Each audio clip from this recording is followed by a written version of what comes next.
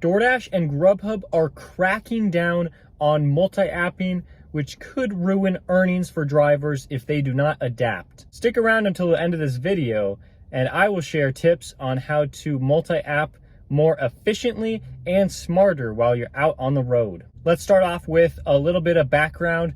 Maybe most of you know what's going on with DoorDash. Recently, they have implemented a pause feature where if you decline too many orders in a row, they will pause you for 10 minutes. And this has gotten annoying for me and probably most of you. If you decline, there isn't an exact number, but if it's between maybe like 5 and 10 orders in a row, they will pause you for 10 minutes. And if you don't respond to this, they will end your dash. This is frustrating. There have been countless times where I have been dashing as well as turned on Uber Eats and Grubhub, just trying to find the best order possible. And DoorDash will be sending me a lot of offers, but none of them will really be any good. And so I will decline them. You know, I don't want to take $4 and $5 offers, so I will just decline away. After a certain amount of declines, they will just decide to pause my dash, and I have the ability to resume the dash or end the dash.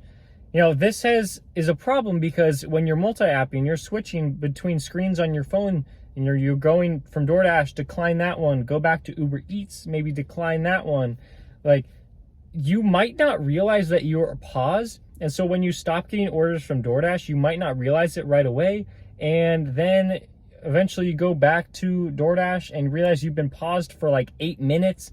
And you're like, wow, I could have actually received a good order in 8 minutes, but I had been paused.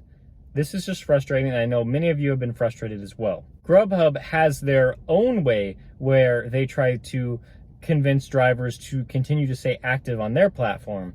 If you don't respond to orders from their platform, they remind you, like, you need to be either accepting or rejecting these offers. And sometimes, like, the offers are just kind of ridiculous on Grubhub, so I often leave that app in the background. And so when I am completing like a DoorDash or an Uber Eats order, I will even forget that I'm active on Grubhub, and then they'll send me orders and I won't really like check them out.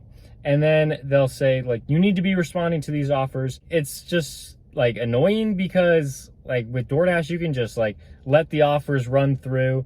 You know, you can miss like 5 orders in a row without them really caring too much. And with Uber Eats, kind of the same way. You can just like, you know, stop, you know, responding to them. But with this, like, it's just kind of annoying because, like, you know, you want to be free. You're an independent contractor. You can do whatever you want. And now all of a sudden, like, you often like feel like you're being babysitted. But what really made me want to make this video is that there are specific like recent changes that DoorDash and Grubhub, I believe, are trying to implement to make multi-apping, you know, like a little bit harder for us. Let's start out with DoorDash. Usually, you know, if you accept an order and you don't move in your car for about 5 minutes, then they send you a reminder saying, like, you're not headed to the restaurant. Do you need help with this, or should we unassign it? And of course, like, this happens to me quite a bit when I am leaving my apartment. I'll try to get a good order before I actually, you know, get in my car and drive to the hotspot. And so, like, I will just, you know, get ready after I accept an order, and then it'll be about 5 minutes has passed. I'm usually walking out to my car at this point, and then they'll say, like, you know, you don't appear to be driving to the restaurant. And then I just kind of ignore that and then drive to the restaurant, and I'm never late. But now they have started to say, like, you're not driving to the restaurant. Like, we will reassign this order if you don't start heading there. And I got a text like this when I was delivering yesterday, and I kind of got annoyed by this because I was dropping off a Grubhub order, and I was about like 3 minutes away from the customer. And so I turned on DoorDash to see if I can get an offer from them.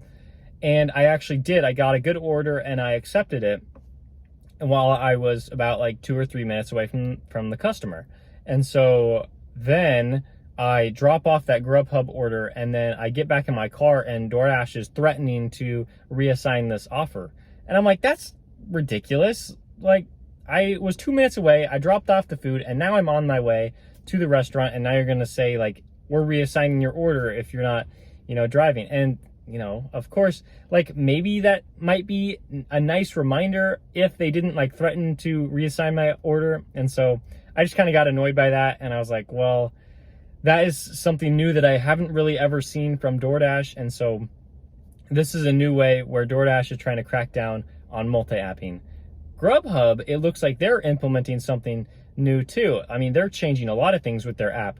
But what I noticed yesterday was that they are trying to speed up like how quickly you can accept or reject offers. What I've seen in the past is that you can get a Grubhub offer to your phone and it takes like 2 minutes at least for an offer to clear on your phone, whether if you're just ignoring the offer and you don't click accept or reject.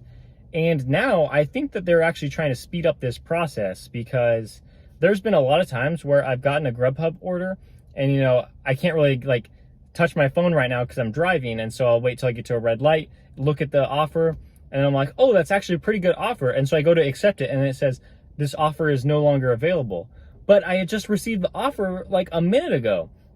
So what I think would be really nice for Grubhub to implement like some sort of timer to know how long we have to accept these orders, because it seems like they are reducing the amount of time we have, and it would just be really nice to know. But it also might play into their strategy more if they don't let us know how long that we have to accept these offers, so that we just accept anything that comes to our phone without really looking at the order details. So what do we do about this going forward? Well, here are 3 tips that might help you out a little bit while you're out on the road. Tip number 1 is to multi-app smarter. What this means is you're probably not going to want to have all of these apps turned on all at the same time, getting offers to your phone. I found that this often like overwhelms me a lot of the time when I'm delivering, especially if I'm like on an active delivery and I'm still getting offers from the other 2 platforms. Usually like I just find this annoying, but I actually do this quite a bit, because like if I'm on a delivery that's only like a mile or 2, I'm going to want to have an offer ready to go after I drop this one off. Now, with these new changes that DoorDash and Grubhub are trying to implement, like it's probably just not really a good idea to have all these apps on like all the time, so that it entices you to take an offer when you're too far away from dropping off your current one. And so like just multi-app smarter, like you don't need to have all the apps turned on all at the same time. And so like it's okay to pause your apps when you're not ready to accept another offer. Tip number 2 is do everything you can to avoid deactivation. And so this kind of goes along with the first one. It's like you don't want to accept an order that is going to make you late to the restaurant or late to a customer. I feel like drivers far too often accept orders from different apps and they feel like they can complete, both of those orders, but in reality, it's going to leave a customer with a late offer or cold food. If we really do enjoy driving for all of these apps, then I think it's a good idea to try to remain on all of these apps and not get deactivated. The worst thing that could happen is that you get deactivated and then you lose a significant portion of your income. As independent contractors, nothing is really guaranteed for us. And so we have to go out and earn what we can. And so, losing an app, it just kind of would stink to do that. And I definitely would not want that for me, and I wouldn't want that for you either. Something else I wanted to share with you, and hopefully, this helps me and helps you, is that sticking with one app might be okay. In the recent past, I've liked to try to have an order ready from a different app while I am dropping off my current order. And like, this is nice because it cuts down on like the downtime that we have. And so like, if we're constantly working, we can make more money. But I have actually found out recently that companies might be trying to incentivize us to continue to drive on their platform. It kind of does make sense that companies would try to, incentivize you to stick with their platform and not move over to their competitor. I'll compare it to like these social media apps, like YouTube wants you to stay on YouTube, Instagram wants you to stay on Instagram, Facebook wants you to stay on Facebook.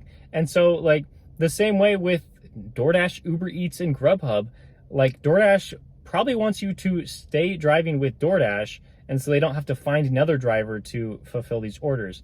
You know, Uber Eats probably the same way, Grubhub probably the same way. So if you can stay with one app and it's working for you, then maybe just stay with that. You know, I was delivering with Uber Eats, and you know, I had a really good order. I dropped that one off, and then I got another Uber Eats order, and that was really nice. And so I continued to just stay with Uber Eats for a few orders. And I noticed that like once I dropped off an order, I would usually get a pretty good order after that. So that was really nice. And then I kind of tried to do the same thing with DoorDash and Grubhub. And I found out that, you know, with my limited testing, that this might actually be a good way to go about it. You know, instead of trying to switch apps all the time to try to get like the best offers possible, maybe just experiment a little bit and try to stick with one app and see if you continue to get good orders from them. It might work, it might not, but this is just something that I might have to test out a little bit more in the future to see if this is working well for me. And hopefully it works well for you if you decide to try it out. So if you enjoyed this video, please give the video a like. And if you've been enjoying the rest of my videos, please subscribe, and I will see you next time.